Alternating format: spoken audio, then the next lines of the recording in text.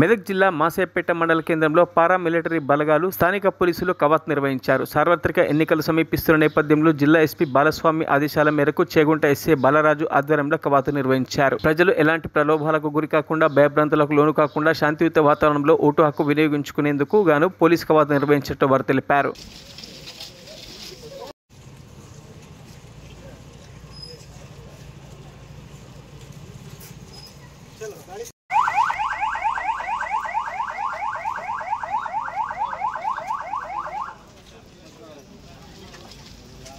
white वाली बस है